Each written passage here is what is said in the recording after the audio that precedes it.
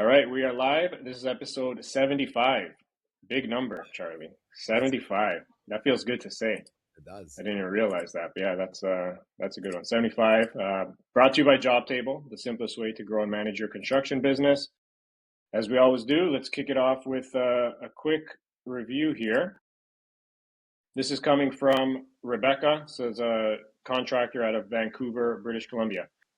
Jobtable has allowed our company to hit the ground running, to professionally run our projects and communicate with our customers and team. It is easy to set up, easy to learn, and has just the right amount of features to provide value where we need it. Thank you, Rebecca. Great review. Amazing review. Thank That's you what so we're all much. about. Simplicity, easy to set up.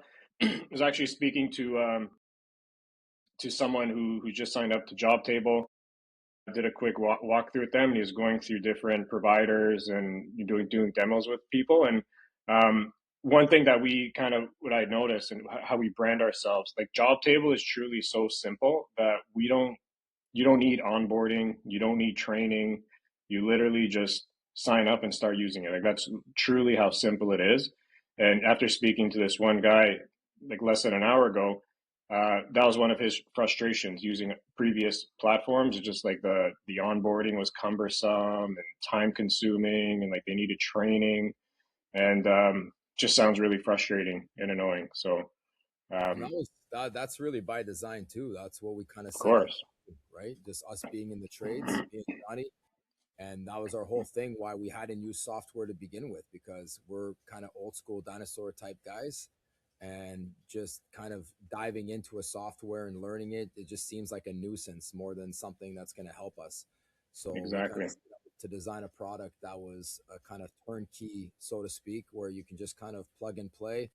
And with that being said, though, if anybody listening feels like they need the help, we also have a team of Of people. course, yeah. With that said, like obviously we do help and have onboarding and training if you need it, but yeah, point is like you don't need that. You can literally another example just quickly is someone signed up about 2 weeks ago, and he was telling me after that within 20 minutes he signed up, 20 minutes onboard himself, didn't even speak to anyone, sent $80,000 worth of quotes in 20 minutes. Atta boy, nice. Yeah, love that. But It really is that easy. We used to joke yeah, around. It's like playing a video game, you know? exactly. And it's just getting better and simpler. So Yeah, shout out to Rebecca. Thank you for that review. yeah, absolutely. Um, Johnny's out today. I know on iPlum you guys have been crazy busy. So Buddy, we're he's got so busy. meetings. Yeah. I missed the pod last week, and Johnny's unable to come. We're kind of covering each other's backs as the weeks go Yeah. by because we're absolutely swamped. Exactly. And that's kind of how that's what I wanted to talk about on this episode, right? Like from my lens, looking at you guys right now and especially you, Charlie, like I have to say, like this seems to be, correct me if I'm wrong, might be like the busiest stretch of your career right now. We're just like so hands on. And that's what I want to talk about today. Instead of, oftentimes you hear these interviews and podcasts, and like everything's a success story, sun and rainbows. And I just want to like keep it real and just see like what's going on. Like, why are things so busy right now? Like, what's going on? Walk me through like a week right now. So, all right. Honestly, we over the years we've been around for 16 years. We've grown. I would say every year we've kind of we've grown as a company. I would say probably there's a gap in between there where we may have stayed stagnant and we might have dipped a little bit, but we've consistently gone up over the years. Now we're definitely going to break our record this year, and I think we broke our record last year. So Are you just on talking like revenue revenues record? wise, yeah, revenue Yeah, wise. So let's say our okay. first year we did Yeah, first year we did 100,000, and then we've gone from 100 to 2 to yeah, 4 to yeah. 6, Okay. whatever, right? So we'll definitely be breaking records this year. Now, as for my week to week, we went through, as you know, Costa, we went through, and most companies did, from last December, I would say, to about May of this year, was probably one of our most trying times, other than COVID, I would say. Mhm. And it wasn't for lack of work, to be honest with you, because that was a big complaint a lot of people had. They just weren't working. For us, it was more the type of work that we had. A lot of the jobs that we were supposed to start didn't start, but we had enough to keep us going where really there was no excuse to lose money. But for some reason, we were just losing money.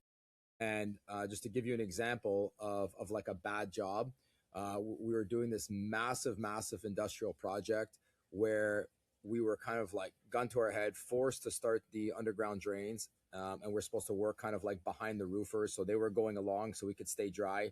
That wasn't the case. The roofers were getting delayed because of the rain. So we were getting rained on. We're trying to excavate pipe in the mud.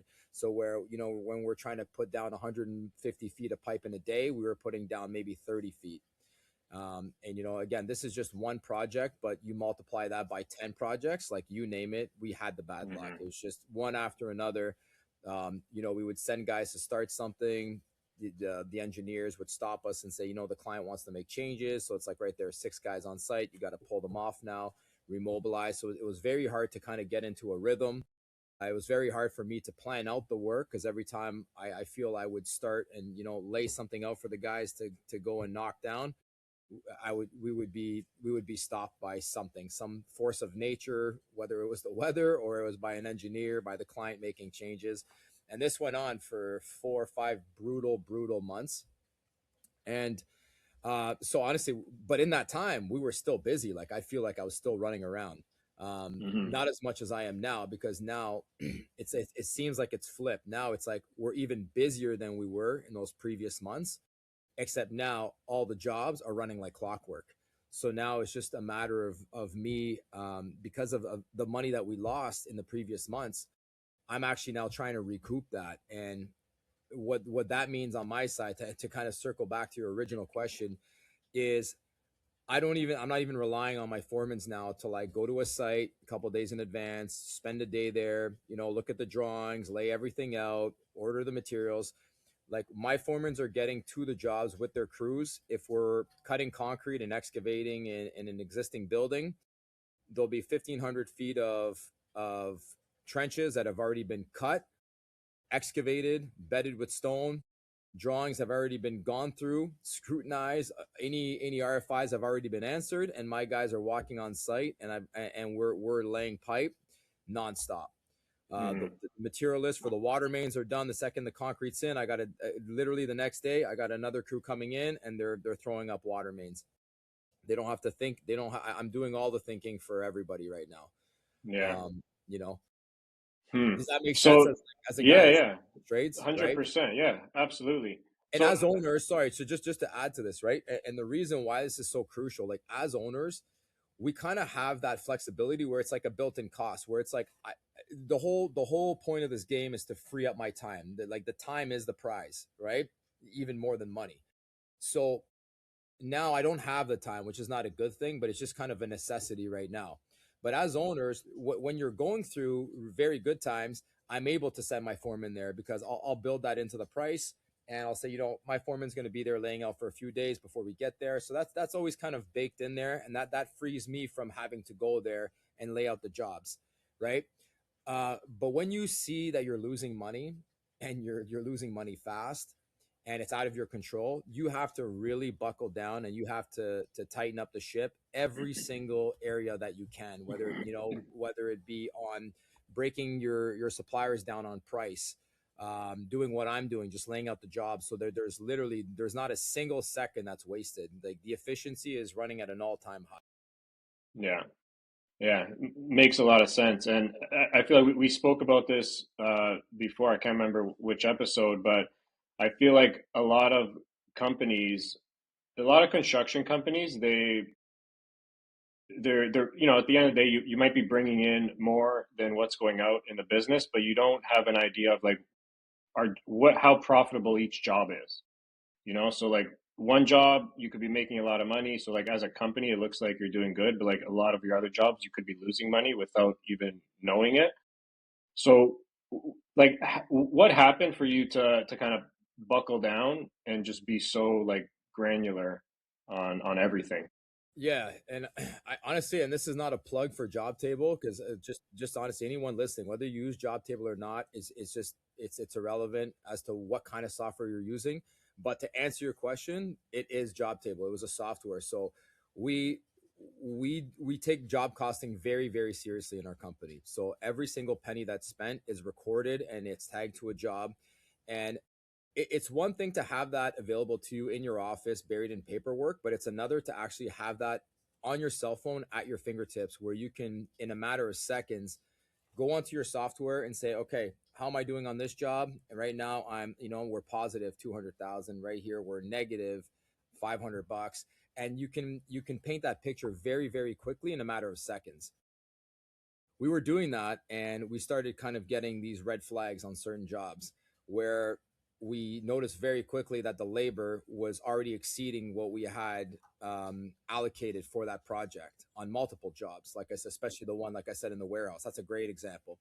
So as we're doing our job costing, our guys are filling out their timesheets.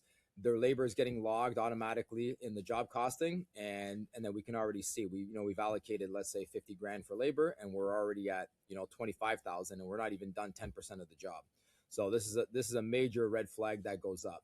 So at that point, we kind of, as owners, me and Johnny will kind of stop everything. And you have to analyze that every job's different as well, right? Like every employee is different. So now it becomes kind of an investigation where you have to kind of reverse engineer everything, go back to the sites. It's like, okay, is this an issue with our employees? Are guys fucking the dog? Are guys, is there something going on in their personal lives that's affecting their work? Is it something due to weather? Is it a site condition? Like in that case, was a site condition, or is it something else, another reason? Like, like you get down to the bottom of it, like, why aren't you guys producing? And then my super will tell me, well, look, my foreman will tell me the site super stopped me 3 times. They weren't sure about where to roughen these showers, so we had to stop doing that. Then we went over here, then he stopped me again. So you really have to kind of analyze every job, and then from there come up with some kind of plan Mm-hmm. on how you're going to Yeah. rectify the situation. But it all Yeah. starts with keeping track, because if you're not keeping track of these numbers, and I'm off at a beach and I'm not paying attention, then my guys may not tell me, oh, we only installed 3 pipes today. They say, you know what, it'll be better tomorrow. Then it happens again tomorrow. But then they have a good day, and then they still don't tell me. And then, you could have a couple of weeks that go by, and you get yourself in some real trouble, Yeah. and you're not paying attention to it, nor do you have any way to pay attention to it unless someone calls you and tells you. And even then, let's say you don't have it on a software and someone calls you, you may not take it as seriously. It's like, okay, you guys had a bad 4 or 5 days. But in your mind, you're not thinking, okay, that's 6 guys. Every guy is making, let's say, $60 an hour, and the numbers are not right in front of you. So Yeah. you can't picture it as easily.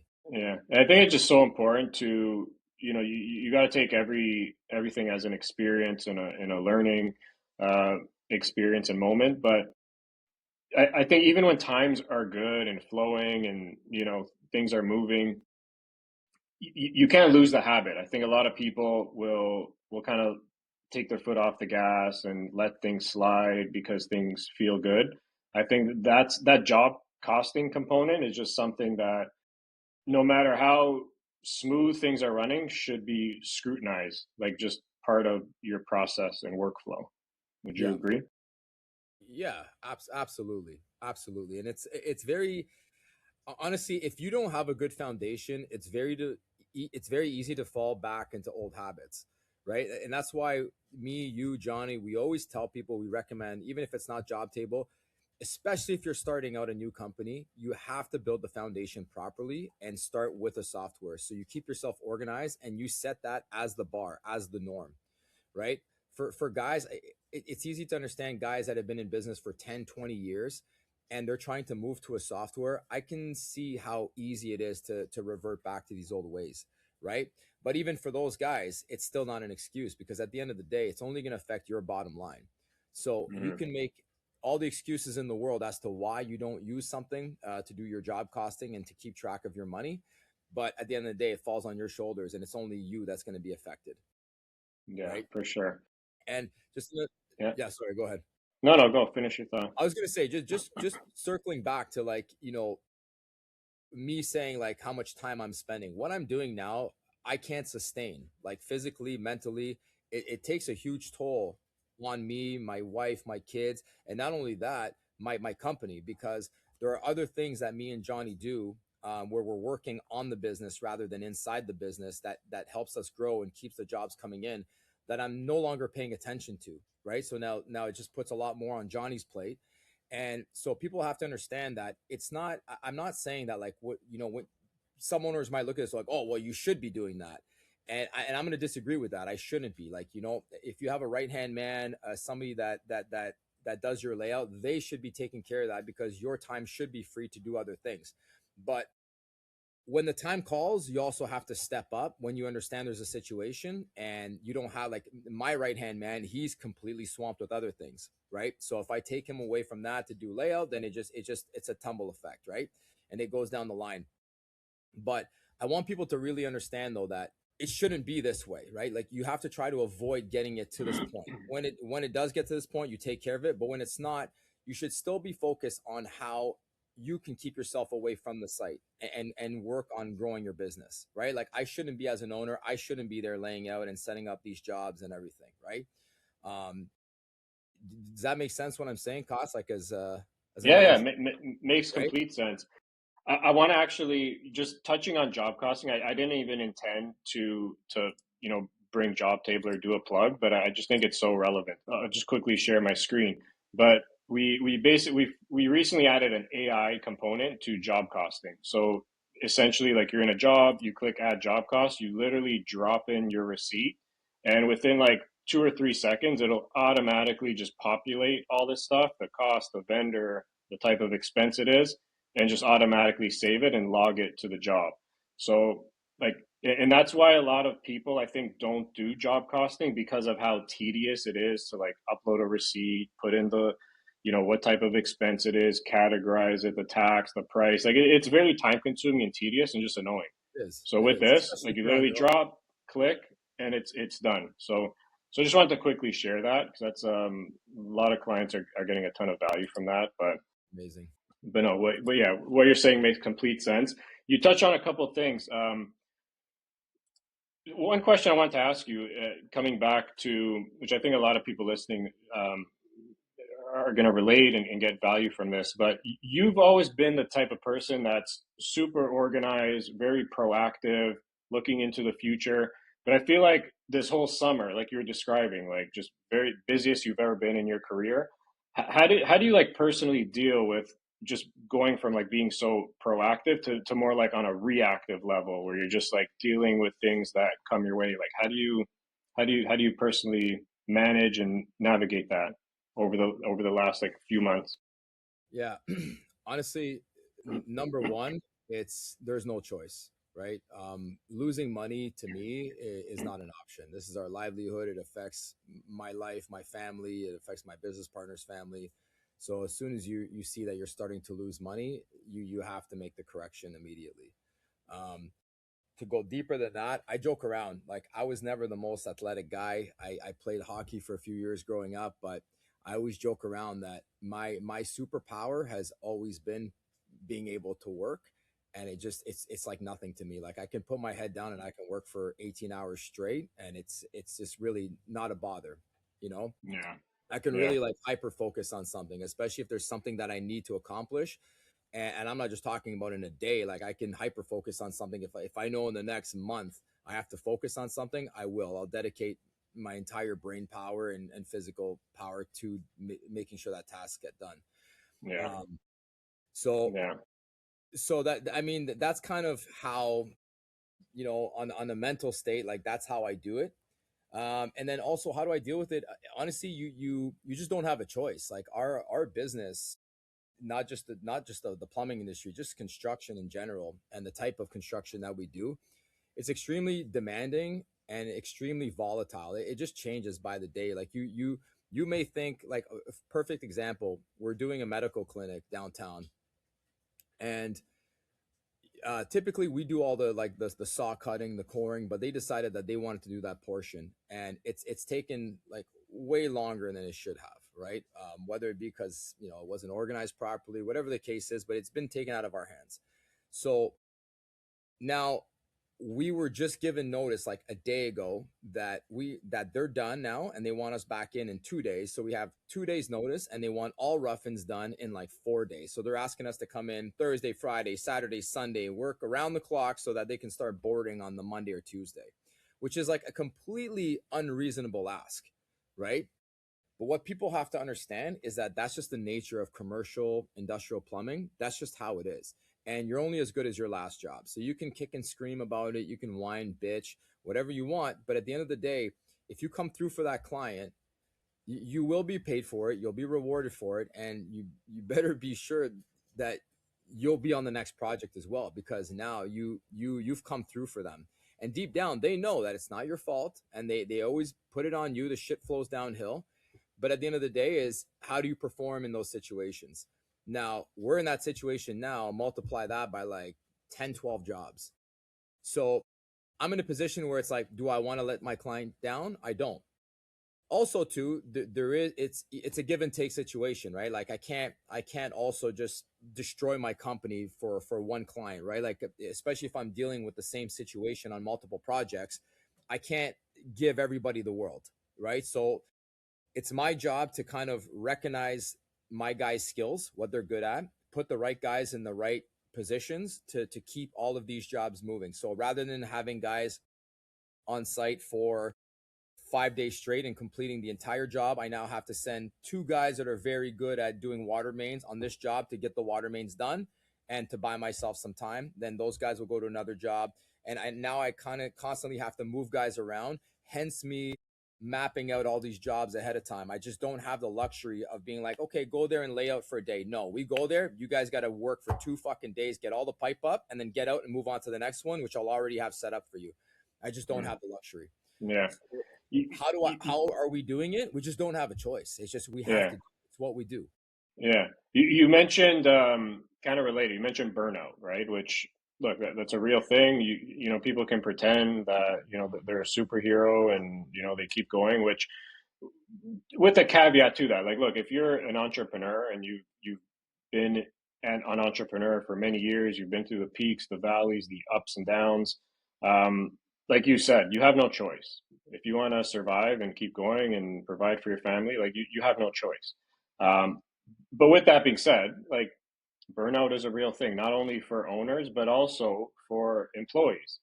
Um, so how again, personally, how do you kind of manage that? You mentioned like already like just mindset, it's just who you are, but more on like an employee level. Like how do you manage your guys so they continue to be motivated and not burn out? I think there's different degrees of burning out, and I think people handle stress in many different ways. So to give you an example, in the first 3 years of running iPlum, it was such a big change in my life, both mentally and physically, and the amount of stress that I had was like stress that I had never felt before in my entire life, because me and Johnny were starting to do large projects, and now there's a lot on the line. Like if we make a mistake, pretend we had loans, so we could potentially lose our houses because these loans are tied to our mortgages, right?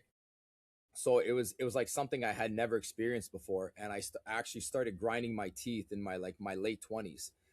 And I would wake up and I could barely open my jaw. It was just like clenched tight. So I had to get like mouth guards just to stop grinding at night.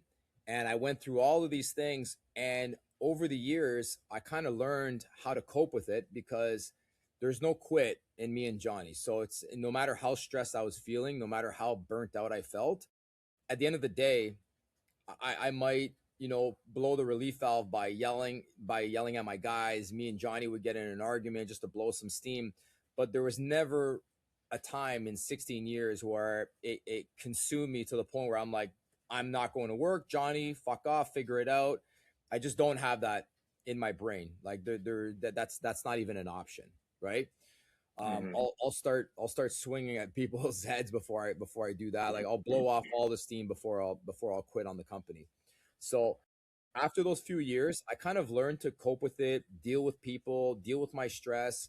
And I just got to a point, I want to say like actually like a really like beautiful place mentally, where, and I don't say this to sound like I don't care about what we do, but I got to a point where we could have, like, my guy could have made a mistake and caused a leak, and it could have flooded a building, and which has never happened, thank God, in 16 years. But I got to a point where something like that could happen, and I would sleep like a baby at night, because at the end of Mm, the day, I started to have children. I have a loving wife, and I realized that it's this is not the end all and be all. This is how we make money, but at the end of the day, I'm not going to let it consume my life and eat at me, right?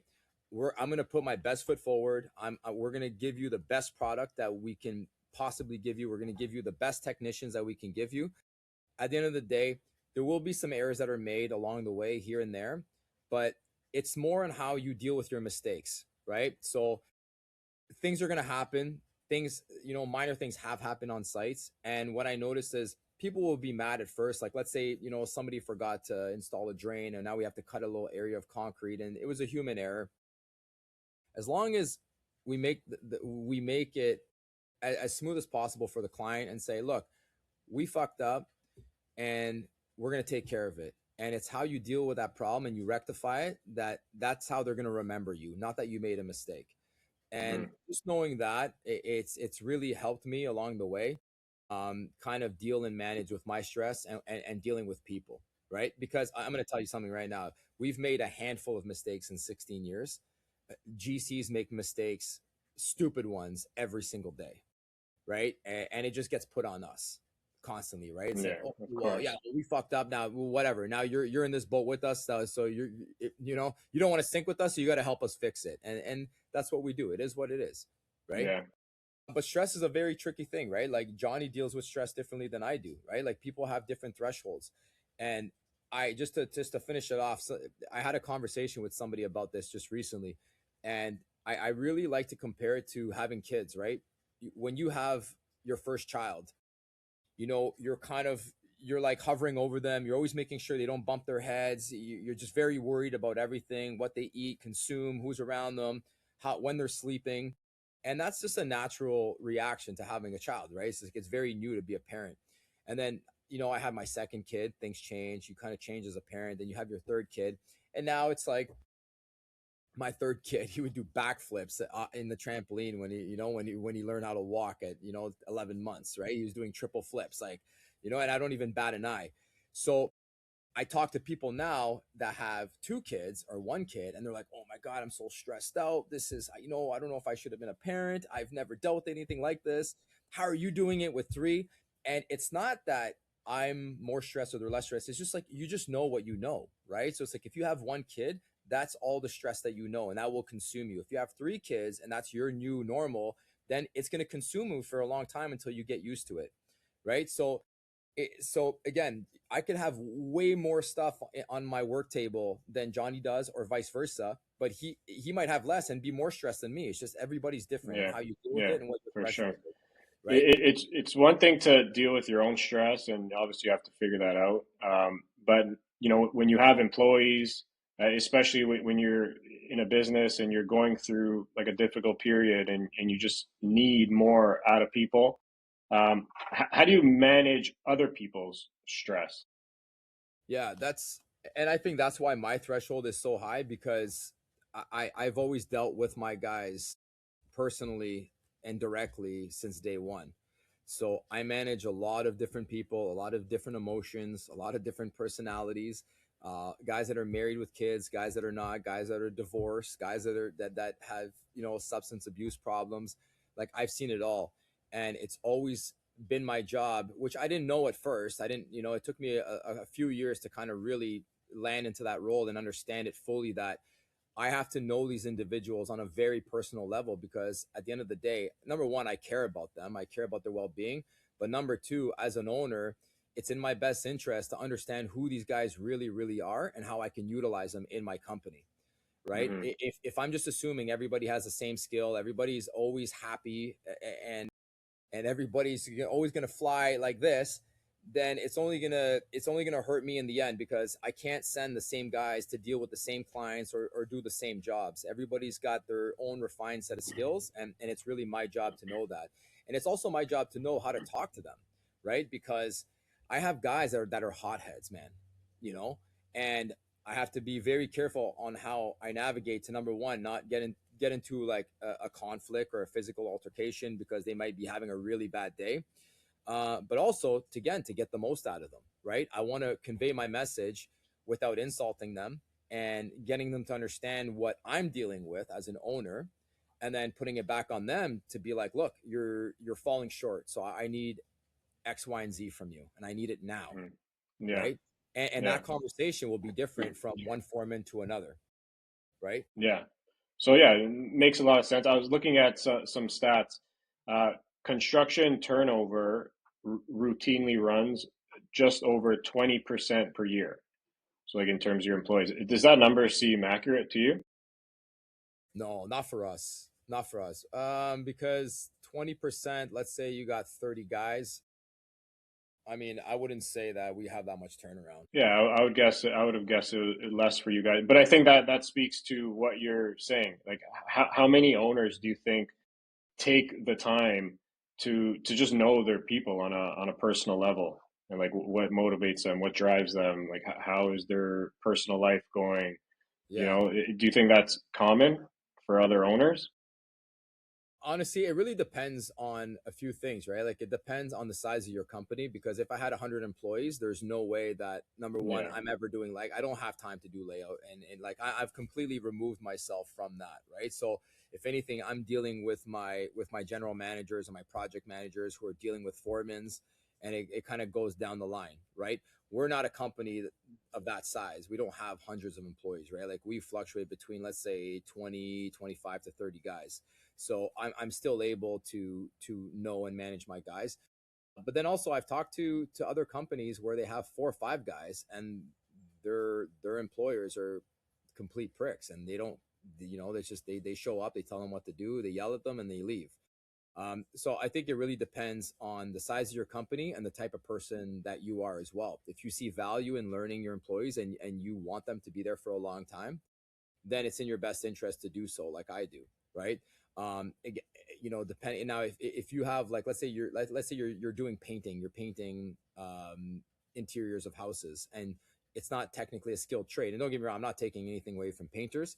There's great painters and there's bad painters, so there's definitely a lot of skill to learn.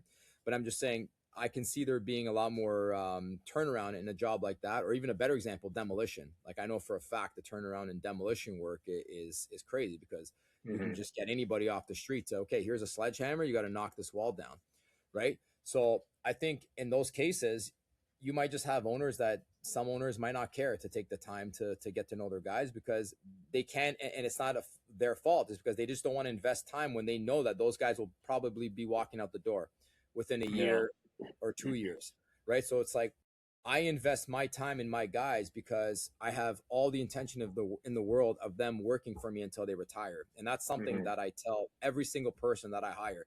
When I'm hiring you today, it's with the intention that you're going to be retiring in this company. Now, whether or not that happens, listen, it might happen, it might not happen, but those are my intentions, yeah, right? for sure. For sure. It's kind of like related question. So especially for like a skilled trade, like a plumber, electrician, where you need like people skill, you can't just hire someone off the street. Um, when you're in a position where maybe it's a point you have a lot of jobs where like you can't replace someone, but like maybe you want to for whatever reason, do you manage that person differently in like the sense of like maybe you let things slide, you have those hard conversations later when things kind of die down, or what's your what's your experience with that? Yeah. We've dealt with that a few times. We had a plumber who was an amazing plumber, probably one of the best that we've had. And he was a great earner in the company, and he was with us for many years. And a lot of those years, more than less, were great years, where he made us a lot of money, he made good money, everyone was happy. He was dealing with some personal stuff in his life. So, long story short, it got to the point where uh we were, I don't want to say we were like doing favors for him, but we were letting a lot of things slide, because we were in a situation where we just couldn't let him go. Like we really needed him, and not having him around would have just been devastating, in many ways. So what ended up happening is it it created a lot of tension between us and our other employees, because now they kind of looked at us as if it's like our company is kind of is like a joke, right? It's like, oh, like you guys are just going to allow this, so you guys care more about money than you care about enforcing rules and having the same set of rules for everyone across the board, right? And it was completely valid, right? And I sat down with all of my guys and I had individual conversations with them, explained to them the situation. And the entire time, though, the situation was going to be rectified. Like, there was always a plan in motion. But it was very difficult because you're put in a situation where it's like, okay, now we're looked at like a bunch of assholes that are just like greedy because we don't want to let this guy go. But also, too, other employees don't understand like the ins and out of a business where it's like, if he leaves and that's like, let's say, $100,000 less a month you can invoice, or 50,000, whatever it is, it affects the entire company, right? So we're not just Yeah. looking at it because that money's going in our pocket. We're looking at it, it's like, if we can't invoice that, then our cash flow goes down. Now I have less guys. I can't finish this job. Now you guys are working more. The jobs are not going to get done. We're going to piss clients off, which is going to potentially lead to issues with recurring work with these guys. So like we're looking at it like 5D chess, where they're looking at it just like 2D, like whatever's in front of them, just raw emotions, which goes back to dealing with your employees, right? Like a lot of times you get yourself in these situations, and if you just sit down and actually take the time to show that you care and have a conversation with your employees and explain to them, look, I understand you're not happy with what's going on and you want this guy gone or whatever the case may be. Just understand that this is why he's still here. This is why we're doing this. And 99.9% of the time, every single person that you speak to will understand, right? They'll Yeah. say, okay, I didn't know that. I thought this and whatever. And, you'll come to an understanding, right? It's just a matter of taking the time to explain it to them. Yeah. But that's a Hey, great yeah. question, because that was a really tough situation that we were in. Yeah. You kind of touched on what I wanted to ask you next, but like, yeah, you can have like the best employee one of the skilled plumbers or electricians or whatever kind of company you're in. But if that one employee creates like a toxic culture, like that correlates to a lot of burnout, dissatisfaction with your other employees. And so your entire culture could be or that one individual could set the tone for the entire like company, if it's negative. And it's a tough spot to be in, where you have a producer but they're toxic. And you know that's a tough one to navigate. It's tough, especially when that's not the only thing you're dealing with, right? Like you're dealing with clients, you're trying to get more work, you're dealing with accounting, you're dealing with taxes, and the CRA, whatever, laying out jobs. It's just something. It's an added stress that is really unnecessary, but when it happens, you have to take care of it. You have to give it the full attention, because it can be like a cancer, and that has to be cut out. And if it's not, it will spread and it will affect the whole company in a very negative way. Yeah, yeah, for sure. um all right. What look, Charlie, I appreciate you, being transparent here. I think this is a conversation that a lot of people need to hear, right? It's not always, like I said at the beginning, rainbows and butterflies. Like there's a lot of um, real issues that happen on any company, no matter how successful they are on the surface. So appreciate you shining some light Oh behind the yeah, scenes. If yeah. you're if someone's listening to this who's like in the same seat as you are, in the truck, kind of can relate to all this, like what's the one message you would give to that person? Um, I would say put your head down and charge through, but don't do that. Don't do that with your eyes closed. Like make sure you have a set target and destination that you want to arrive to, right? Make sure you pinpoint whatever issue has come up in your business, pinpoint it, and then make a plan, and then execute that plan. And don't question it. Don't try not to think about it too much. Is just put your head down and charge like a bull and just get it done. That's because, like, at the end of the day, right? If you don't, who will? Exactly. Right? Good And message. Yeah. I wanted to just say one more thing too. Something that we've dealt with as well in the recent past. Um, it's very hard to uh, fire a client. You know, you may have a bad client that's entered in your life, somebody that you've been dealing with, and it's very, very hard to get rid of a client when you're kind of in a recession, or you're dealing with a time where the jobs are not what they're supposed to be, and you're just kind of struggling to get by. But with that being said, because I'm bringing this up because we're on the topic of stress. Having a really bad client that you don't have a good personal or working relationship with is really not worth the stress. And I can't stress that enough. So, and Yeah. again, the toughest thing to do is to get rid of them, especially if they're providing you with like a lot of work. But if you get to a point where you have work and you're comfortable and you have enough to get by, having to deal with like a general contractor, or somebody that you're working with that is just kind of like constantly putting obstacles in front of you, and they're not backing you, they're not working with you, and they're just causing a lot of added stress. Believe me, that is not something that you need. There are so many good contractors out there. And this is why, especially Johnny stresses all the time that you can never make enough relationships, right? You have to get out there and you have to bang on every door, and shake as many hands as possible, and get to know as many contractors as you can, because you can then filter out the ones that are good from the ones that are bad. Because running a business is already stressful enough. If you're not partnered up with good people, it's gonna add unnecessary stress to your life, and you're gonna sink very quickly mentally. Yeah. That's a great closing message, and this is a little bit of a different angle we took with this episode, but I think it's an important one, and I hope whoever's listening got something out of it. We'd appreciate any feedback, comments. Please share, and with that, I think we'll wrap there, Charlie.